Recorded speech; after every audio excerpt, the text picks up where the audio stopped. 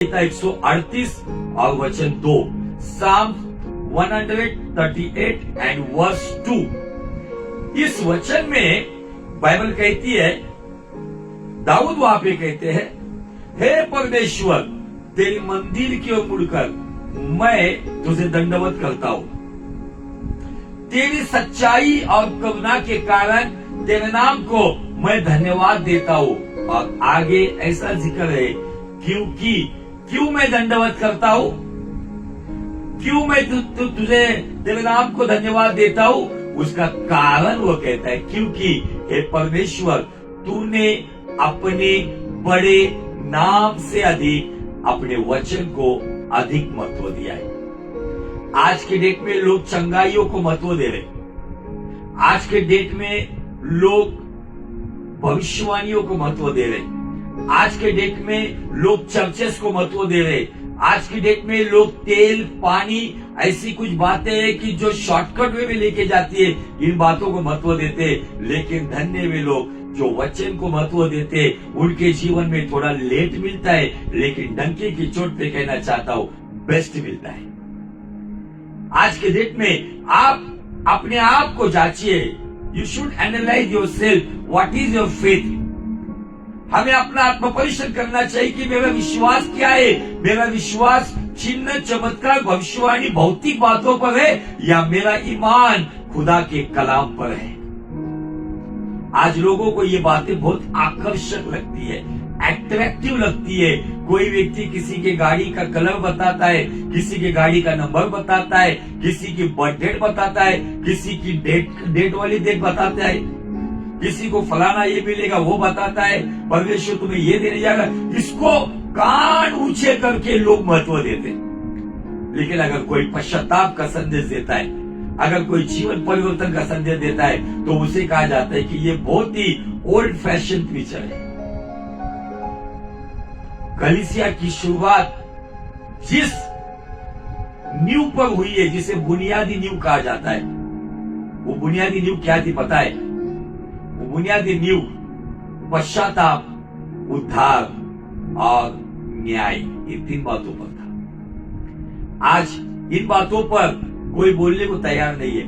बहुत ज्ञानी लोग आज सोशल मीडिया में बैठे हुए, जो पास्टर लोग जिन्होंने खून पसीना एक करते हुए कलीसिया को खड़ा किया है, उन पर दोष लगाने वाले लोग प्रचार करते हैं। अपने घर में आलीशान जगह पर बैठकर, केवल घर से ही बैठकर लोग प्रचार करते और हमें बहुत ज्ञान है, इसका प्रकाशन देते, हमें हजारों लोग देखते, इसका घमंड रखते, हमारे इतने फॉलोअर्स है, उसका अहंकार रखते। ये फॉलोअर्स कितने ना, ये कुछ काम के नहीं है। हमें एक ही चीज फॉलोअर में पता है, वो है जीसस क्राइस्ट। हमारा एक ही रोल मॉडल है, वो है जीसस क्राइस्ट। यीशु मसीह ये नहीं देखेगा कि तेरे कितने फॉलोअर है, यीशु मसीह ये देखेगा क्या तूने तेरे जीवन में सब बातों से अधिक, तेरे ज्ञान से अधिक, तेरे धन से अधिक, तेरी पर्सनैलिटी से अधिक, तेरे परिवार से अधिक, तेरी जायदाद से अधिक, तूने अगर मेरे वचन को महत्व दिया है और वचन के लिए तूने अपना जीवन समर्पित किया है, तो मेरी नजरों में तुझे अधिक सम्मान मिलेगा। Hallelujah, praise the Lord. अब हम वचन में क्या है? वचन में 4 बातें हैं। नंबर 1, वचन में आज्ञा है। नंबर 2, वचन में प्रतिज्ञा है। नंबर 3, वचन में परमेश्वर का काम है। और नंबर 4, वचन में परमेश्वर की मर्जी, हिज विल, उसकी मर्जी है। जब हम वचन को फॉलो करते हैं या वचन के अनुसार जीवन जीते हैं, तो उस आज्ञा को अगर हम, परिस्थिति सकारात्मक हो या नकारात्मक हो, इन परिस्थितियों में जब हम उस वचन के अनुसार जीवन जीते ना, तो वही आज्ञा मुझे प्रतिज्ञा देती है, और वही प्रतिज्ञा खुदा की मर्जी को मेरे जीवन में प्रकट करती है, और वही मर्जी को मेरे जीवन में खुदा के काम करने का लायक बनाती है। Hallelujah, praise the Lord. और हमने इब्राहिम के जीवन से देखा कि उसके जीवन में उसने जो कुछ भी पाया, वो क्यों पाया? क्योंकि परमेश्वर ने जो प्रतिज्ञा उसको दी थी, उस प्रतिज्ञा को थाम कर 25 साल तक इब्राहिम चला। इसीलिए प्रतिज्ञा का प्रतिफल उसे इसहाक मिला। लेकिन एक समय आया, परमेश्वर ने उसको परखने के लिए इसहाक की कुर्बानी मांगी, तो बाइबल कहती है उसने प्रतिज्ञा देने वाले को सच्चा जानकर अपने पुत्र को बलिदान देने के लिए वो चल पड़ा। हालेलुया। और इन परिस्थितियों में हमें ये बातें दिखती है, इन परिस्थितियों में हमें ये समझ आता है कि वो इब्राहिम जो अपने उम्र के 100 साल की आयु में जो परमेश्वर की ओर से आशीष पाता है, कैसे पाता है? प्रतिज्ञा पर ईमान रखते हुए 25 साल वो चला, लेकिन वही बच्चा जब बड़ा हुआ, एक किशोर आयु में होगा, खुदावन ने उसकी कुर्बानी मांगी। वो कुर्बानी देते वक्त भी उसने इस तरीके से कुर्बानी दी जिसका जिक्र हमें इब्रानी का 11 अध्याय और वचन 17 और 18 में मिलता है। विश्वासी से अब्राहम ने परखे जाने के समय में इसहाक को बलिदान चढ़ाया, और जिसने प्रतिज्ञाओं को सच माना था और जिससे यह कहा गया था कि इसहाक से तेरा वंश कहलाएगा, वही अपने इकलौते को चढ़ाने लगा, क्योंकि उसने मान लिया कि परमेश्वर सामर्थ्य है जो उसे मरे हुए से जिलाए। अंततः उन्हीं में से दुष्टान की रीति पर वह उसे फिर मिला। दुष्टान की रीति पर कैसे मिला? ये दुष्टान का विश्वास कौन सा है? दुष्टान में प्रतिज्ञा का विश्वास आता है। और कुछ ज्ञानी लोग कहते हैं बाइबल की जो प्रतिज्ञा है ना, वो प्रतिज्ञा केवल इजराइल लोगों के लिए, हमारे लिए नहीं है। अधिक ज्ञान होता है ना तो इंसान ऐसा भटक जाता है। कुछ लोग कहते हैं पुराने नियम की बातें केवल इजराइलियों के लिए, हमारे लिए नहीं है। तो मुझे ये कहना है कि फिर पुराने नियम की ब्लेसिंग भी हमें क्यों चाहिए? मैं आपको बताना चाहता हूँ, पुराना नियम नया नियम ये दोनों हमारे लिए दी गई है। जिनको पता नहीं है उनको जाके कहना, रोमियो का 4 अध्याय वचन 25 जाके पढ़ना। यीशु मसीह पे ईमान रखने के द्वारा हमारा जो धर्म हमें दिया गया है, जो राइचियसनेस हमें मिला है, जो अब्राहम के लिए लिखा गया है, वो हमारे लिए गिना जाता है। आज इन बातों से कहीं ना कहीं मसीहत को भटकाया जा रहा है, भरमाया जा रहा है, भ्रमित किया जा रहा है। इसलिए आज मुझे आपको बताना है कि इसलिए बाइबल कहती है कि सभी लोग शिक्षक मत बनो। आज बहुत स्टाइल मैन में आज आ रहे अलग अलग तरीके के। अगर इजराइलियों के लिए लिखा गया है तो इजराइल का उगम कौन है? अब्राहम है। और बाइबल कहती है गलातियों 4:23 में अब्राहम की आशीष हमें मसीह यीशु की आत्मा में मिलती है। आमीन, हालेलुया। कुछ लोग थोड़े कच्चे कान के होते या वचन को ठीक से जानते नहीं, ये लोग यहाँ पर भ्रमित हो जाते हैं। मेरे प्रियो, इन दिनों में आपको मुझे बहुत ही सतर्क रहना होगा, क्योंकि अभी वचन में मिलावट करने वाली एक ऐसी भीड़ आ रही है जो ऐसा प्रेजेंटेशन करेगी, जो ऐसी बातें आपके सामने रखेगी मानो बहुत जबरदस्त सच्ची बात बोल रहे। आप अभी उस लेवल पे पहुंचने चाहिए कि जिसकी ओर से मैं सुन रहा हूं ये केवल इमोशनल बातें हैं या स्पिरिचुअल बातें हैं, भावनात्मक वो बातें हैं या आध्यात्मिक बातें। ये परखने के लिए आपको आपके जीवन में वचन को महत्व देना बहुत जरूरी है। जब आप वचन के अनुसार जीवन जीते हो, वचन को गहराई से जांचते हो, बिलिया की कलीसिया के अनुसार आप वचन में घुल मिल जाते हो, वचन आपको एक दिशा देता है, वचन आपको डायग्नोस करके देता है, वचन आपको सत्य और असत्य का फर्क बताता है। हालेलुया। हमने इब्राहिम के जीवन से देखा, उसके बाद हमने वचन का मकसद भी देखा। वचन का मकसद क्या है? दूसरा पत्रस उसका 1 अध्याय और वचन 4। आज थोड़ा सा लेट शुरुआत हुई सब सेटअप में, कोई बात नहीं, हम 10-15 मिनट आगे जाएंगे, कोई प्रॉब्लम नहीं। दूसरा पत्रस 1 अध्याय वचन 4 में वचन का मकसद है, motive of word of God, purpose of word of God क्या है, यहाँ पे हमें दिखता है। दूसरा पत्रस 1 अध्याय वचन 4, जिनके द्वारा उसने हमें बहुमूल्य और बहुत सी बड़ी प्रतिज्ञा दी है, ताकि इनके द्वारा तुम उस सड़ाहट से छूटकर जो संसार में बुरी अभिलाषाओं से होती है, ईश्वरीय स्वभाव के सहभागी हो जाओ। वचन के दो मकसद है। यहाँ पे वचन के दो उद्देश्य है, वचन के दो मोटिव है। यहाँ पे मोटिव नंबर 1, उद्देश्य नंबर 1, मकसद नंबर 1। जब वचन को हमारे जीवन में हम महत्व देते हैं, वचन के लिए जब हम चलते, शायद तुम्हारा प्रमोशन रुक जाएगा, शायद तुम्हारी आमदनी कम होगी, शायद तुम्हारा लाइफस्टाइल दुनिया के लोगों के जैसा नहीं होगा, शायद तुम्हारे पास थोड़ा कम पैसा होगा, शायद तुम्हारा साधारण जीवन होगा, लेकिन वचन को महत्व देते हुए अगर आप जीते हो तो वचन आपको और मुझे संसार की अभिलाषाओं से उत्पन्न होने वाली सनाहट से डिलीवरेंस देती है। वचन नंबर 1 हमें सभी अशुद्ध बातों से, पापमय बातों से, सभी प्रकार के अबॉमिनेशन से, घृणित बातों से हमें डिलीवरेंस देती है, छुटकारा देता है। और आगे जाके बाइबल ऐसा कहता है, उस डिलीवरेंस के बाद, उस छुटकारे के बाद वचन हमें ईश्वरीय स्वभाव का सहभागी बनाता है। Hallelujah, praise the Lord. कितना अच्छा मकसद है ना वचन का। अगर आपको छुटकारा चाहिए तो वचन को आपके जीवन में महत्व होना चाहिए।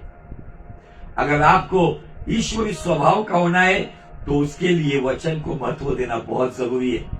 बहुत सारे लोग आज इन दिनों में अलग अलग बातों को महत्व देने में लगे हुए, कुछ लोग अलग प्रकार की आराधना में लगे हुए, कुछ लोग अपने अलग ही सिद्धांत के पीछे लगे हुए, लेकिन हमें साधारण स्वरूप में जो बुनियादी शिक्षा हमें दी गई है, फाउंडेशनल टीचिंग्स, हमें उसको महत्व देते हुए हमें अपने जीवन को जांचना होगा। और इन परिस्थितियों में हमें यह देखना है कि क्या सच में मैं बुनियादी शिक्षा पर बना हूं, या मैं संसार में अलग अलग तरीके के लोग आज देखिए आप एकदम हीरो स्टाइल में, दिन में रात में पुलपिट पर विदाउट बाइबल गॉगल लगाकर बॉलीवुड स्टार्स की मिमिक्री करते हुए प्रचार करने वाले मिलेंगे, बॉडीगार्ड्स के साथ लोग मिलेंगे, जिनका पारिवारिक जीवन एक अलग होता है, जिनका पुलपिट का जीवन एक अलग होता है। कुछ ऐसे लोग आपको मिलेंगे और इनको अगर परखना है तो आपको वचन में भरना बहुत जरूरी है। मैं जब कलीसिया की कलीसिया को, पौलुस 3 अध्याय वचन 16 में उस कलीसिया को कहता है, मसीह का वचन आपके जीवन में बहुतायत से बसे। वरदान बसने के बारे में नहीं कह रहा हूं, आपको बरकत बसने के बारे में नहीं कह रहा हूं, भविष्यवाणी बसे इसके बारे में नहीं कह रहा हूं। वो कहता है कलीसियों की कलीसिया, कलीसियंस चैप्टर 3 वर्स 16 में, मसीह का वचन आप में बहुतायत से हो। आज ये सारी बातें कलीसिया से गायब होती जा रही है, लुप्त होती जा रही है। क्यों? क्योंकि दुष्ट ने हमें कहीं ना कहीं हमारे फोकस को चेंज करते हुए उसे डाइवर्शन दिया है। इन दिनों में बहुत सारे लोग अभी भी भविष्यवाणियों के पीछे चल रहे, अभी भी लोग प्रॉफिट को कहते हैं, प्रॉफिट प्रोफेसाई फॉर मी। अभी भी आज लोग केवल भौतिक बातों में पड़े हुए, लेकिन आज संसार की हालत बिगड़ी हुई है। 1000 सालों में ऐसा बारिश आया नहीं, वैसा बारिश चाइना में आया हुआ है। हमारे महाराष्ट्र में कभी ऐसा हुआ नहीं, ऐसी बातें महाराष्ट्र में हो रही है। कितने सारे जिले पूरी तरह से पानी, जो महाराष्ट्र गवर्नमेंट की जो बस है, वो बस पूरी तरह से पानी में डूब गई है। 12 फीट से भी अधिक पानी बह रहा है, हाईवेज बंद है, एयरलाइंस बंद है, ट्रेन में लैंडस्लाइडिंग होते हुए ट्रेन बंद पड़ी हुई है। ये सारे कुदरत में ये जो बातें हो रही, क्यों हो रही पता है? बाइबल कहती है ये सृष्टि भी परमेश्वर के पुत्र के इंतजार में करा रही है। ये सृष्टि करा रही है, आसमान से बादल करा रहे, इसलिए बादल फटकर बारिश हो रही है। पर्वत करा रहे, इसलिए पर्वत टूटकर नीचे आ रहे। एक पर्वत नीचे गिर गया, उसके नीचे एक गांव सो गया, कितने सारे लोग उसके नीचे पड़े हुए, मलबे के नीचे। लैंडस्लाइडिंग हो रही है, नदियां ओवरफ्लो हो रही है, बाढ़ें आ रही है, ऐसी कितनी बातें हो रही है। लेकिन प्रभु यीशु मसीह ने पहाड़ी के प्रवचन में मत्ती 7वें अध्याय में कहा है, जो वचन को सुनकर उसके अनुसार चलता है। उसने अपने घर को चट्टान पर बनाया है। उस घर को बाढ़ लगे, आंधी आए, तूफान आए, कुछ उसका बिगाड़ नहीं सकती। आज आपके विश्वास रूपी घर को आपने रेती पर, मतलब नॉन बिब्लिकल बातों पर, केवल हीलिंग, मिराकल, प्रोफेसीज, सभी प्रकार की प्रॉस्पेरिटी टीचिंग्स पर रखा है, या प्योर वर्ड ऑफ गॉड पर आपके जीवन की विश्वास की बुनियादी नींव है, तो आपको कोरोना वायरस की 3 नंबर की क्या 300 नंबर की भी लहर आएगी, आपको तबाह नहीं कर पाएगी। आमीन, हालेलुया, प्रेज़ द लॉर्ड। अब जब इन बातों पर हम जब इब्राहिम के जीवन से आगे चलते, तो इब्राहिम के बाद आता है इसहाक। बाइबल कहती है इसहाक के मृत्यु के बाद, इब्राहिम के मृत्यु के बाद जब इसहाक बड़ा हुआ, और उत्पत्ति के 26 अध्याय में ऑलरेडी इस पेज के ऊपर मैं इस पर प्रचार कर चुका हूं, लेकिन वो अलग टॉपिक था। लेकिन अभी हमारा टॉपिक क्या है? वचन एक चरित्र बनाता है। दुनिया की सरार से छुटकारा देकर ईश्वरी स्वभाव का मतलब परमेश्वर की पर्सनैलिटी का बनाता है, चरित्र देता है, एक कैरेक्टर देता है। और इब्राहिम ने हमने वो कैरेक्टर को देखा, जैसे पिता ने अपने पुत्र को 2021 साल पहले बलिदान चढ़ाया, वैसे इब्राहिम के अंदर वो कैरेक्टर दिखा। आज हम इसहाक को देखेंगे।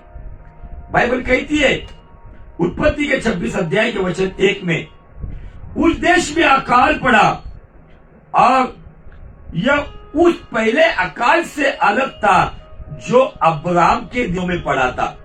इसलिए इसहाक गरार को पलिश्तियों के राजा अबीमेलेक के पास गया। वहां यहोवा ने उसको दर्शन देकर कहा, मिस्र में मत जा, जो देश में तुझे बताऊं उसी में रहे, तू उसी देश में रहे, मैं तेरे संग रहूंगा, मैं तुझे आशीष दूंगा, ये सब देश मैं तुझको और तेरे वंश को दूंगा। जो शपथ मैंने तेरे पिता अब्राम से खाई थी उसे मैं पूरी करूंगा। मैं तेरे वंश को आकाश के तारांगण के समान करूंगा, और मैं तेरे वंश को सब देश दे दूंगा। पृथ्वी की सारी जातियां तेरे वंश के कारण अपने को धन्य मानेगी। यहाँ पे 6 प्रकार की बातें हम देखते हैं, 6 प्रकार की प्रतिज्ञा देखते हैं। उस प्रतिज्ञा के बेनिफिट्स देखते हैं। इब्राहिम के बाद इसहाक की जब बारी आई, परमेश्वर इब्राहिम के बाद इसहाक के साथ बात कर रहा था, बाप के बाद बेटे के साथ बात कर रहा था।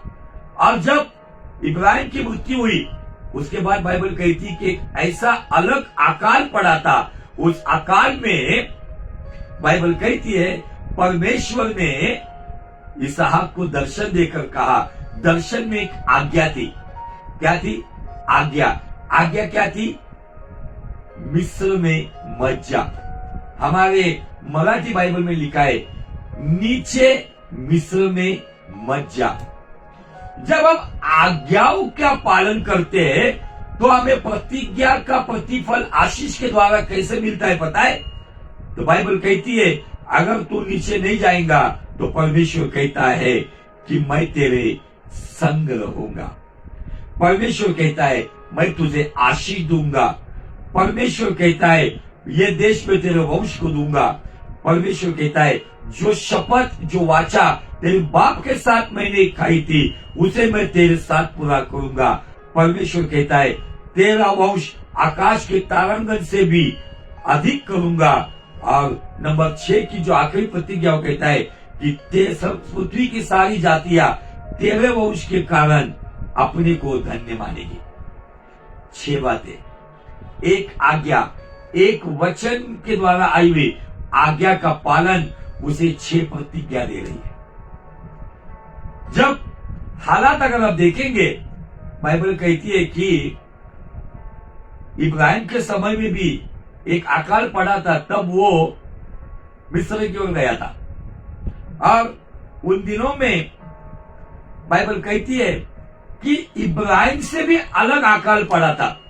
लेकिन एक अच्छी बात बताओ आपको, जिस पिता को उसके वक्त में जो खुदा दर्शन देता है वही खुदा उस व्यक्ति के पुत्र को उससे अलग आकार में दर्शन देता है। Hallelujah, praise the Lord. ये दर्शन आज मुझे आपको बताना है। आज आपको और मुझे कौन सा दर्शन होता है? आज दर्शन में वचन आता है क्या? दर्शन में लोगों को केवल भौतिक बातें दिखती है, ख्वाबों में भौतिक बातें दिखती है, लेकिन यहाँ पे जो दर्शन हुआ उस दर्शन में प्रतिज्ञा आई।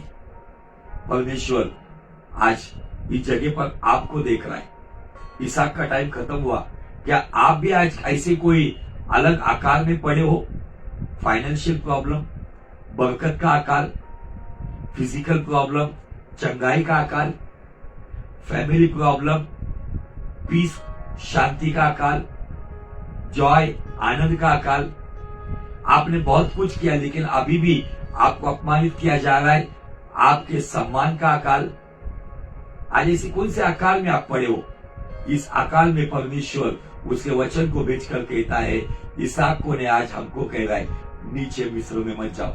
मिस्र मतलब गुलामी, मिस्र मतलब पुराना जीवन।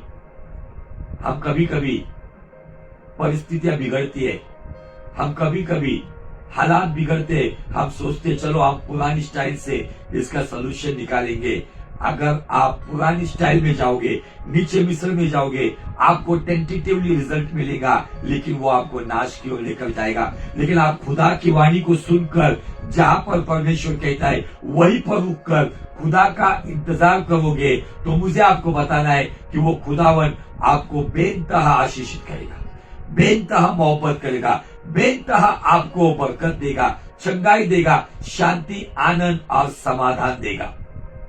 मैं आज केवल इसहाक के जीवन में ये प्रतिज्ञा आई और इसहाक के अंदर उस प्रतिज्ञा को पालन करने के लिए जो कैरेक्टर तैयार हुआ, जो बातों को उसने महत्व दिया, उसने उन दिनों में अपने परिवार से अधिक, भूख से अधिक, प्यास से अधिक, अपने जीवन से अधिक, बच्चों से अधिक, बीवी से अधिक, बाइबल कहती है इस अध्याय में इसहाक परमेश्वर के वचन को महत्व देकर उसी देश में, अबीमेलेक के देश में रहा, एक किराएदार के समान, एक किराएदार के समान रहा।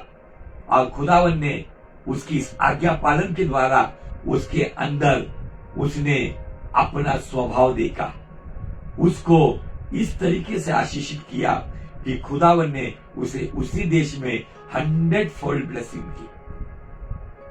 कैसी मिली ब्लेसिंग? कैसे मिला यह अनुग्रह? क्योंकि इसहाक ने उन परिस्थितियों में उसने ना परिवार के दबाव में आया, ना बच्चों के प्यार के दबाव में आया, ना हालात के दबाव में आया। वो केवल वचन को महत्व देकर वो मिस्र में मत जा। क्यों कहा पता है? सारे लोग मिस्र की ओर जा रहे थे क्योंकि अकाल में मिस्र में खाना और पानी था, क्योंकि मिस्र भौगोलिक दृष्टिकोण में नीचे की ओर था और जब अकाल गिरता है ना तो ऊपर की ओर का पानी और धान खत्म होता है, नीचे की ओर का पानी और धान सलामत रहता है। इसलिए एक प्लान बनाकर वो मिस्र की ओर जा रहा था। सडनली परमेश्वर दर्शन देकर कहता है, इसहाक मेरी आज्ञा है, मेरा वचन है, नीचे मिस्र में मत जा। अगर तू नहीं जाएगा मैं तुझे आशीष दूंगा, मैं तुझे ये देश दूंगा, तेरे वंश को ये देश दूंगा, मैं तेरे साथ रहूंगा, आकाश के तारांगन से भी तेरा वंश बड़ा करूंगा, सारी दुनिया की जातियां तेरे कारण अपने आप को धन्य मानेगी। ये वायदे आ गए, ये प्रतिज्ञा आ गई। जब इसहाक मिस्र में जाने के लिए तैयारी में था, वो नीचे जाने वाले थे, खुदावन ने कहा रुक जा। आज आप कहां पर जा रहे? क्या फिर किसी पुरानी स्टाइल में, पुरानी दोस्ती यारी में, पुराने रिलेशन में, जहां पे आपको धोखा मिला है, जहां पे आपका मजाक उड़ाया गया है, जहां पे आपको नुकसान दिया गया है, जहां पे आपको पता है कि ये पूरी तरह से गलत और अयोग्य फेलोशिप है, जहां पर मुझे कुछ मिलेगा नहीं, शायद मुझे रोटी मिलेगी, पैसा मिलेगा, थोड़ा सम्मान मिलेगा, लेकिन वहां जाकर मैं कंफर्ट जोन में नहीं रहूंगा जो खुदा के साथ में रहता हूं, जहां पे मुझे अनईजी फीलिंग मिलेगी, लेकिन धन दौलत मिलेगी। मैंने पिछले वक्त भी बताया, सबसे बड़ी ब्लेसिंग क्या है पता है? सबसे बड़ी ब्लेसिंग है सेटिस्फैक्शन इन लॉर्ड। प्रभु में जो समाधान है वही सबसे बड़ी ब्लेसिंग है। इट डजंट मैटर आप झोपड़ी में रहते हो, फ्लैट में रहते हो, महल में रहते हो, व्हाटएवर जहां भी रहते हो, लेकिन जहां पर भी हो आप यीशु मसीह के साथ समाधानी है, यही सबसे बड़ी ब्लेसिंग है। इब्रानी 13:5 ठीक से पढ़ो। हमारा स्वभाव लोभ रहित हो, हमारे अंदर न धन का लोभ, न तन का लोभ, न मन का लोभ, ये कोई भी लोभ ना हो, लोभ रहित हो, तो वो कहता है तुझे पास जितना है उतने में संतुष्ट रहे, ना मैं तुझे छोड़ूंगा, ना मैं तुझे त्यागूंगा।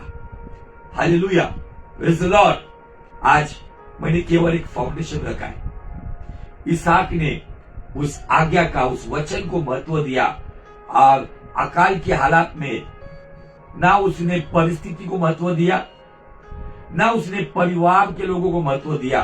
कुछ बातें हम देखेंगे, ऑलरेडी ये बातें मैं इसी पेज पर एक अलग टॉपिक में बता चुका था, लेकिन एक अलग वे में परमेश्वर लेकर आया, इसलिए फिर से हम इसहाक की ओर आए हैं। उसके आगे हम याकूब की ओर जाएंगे।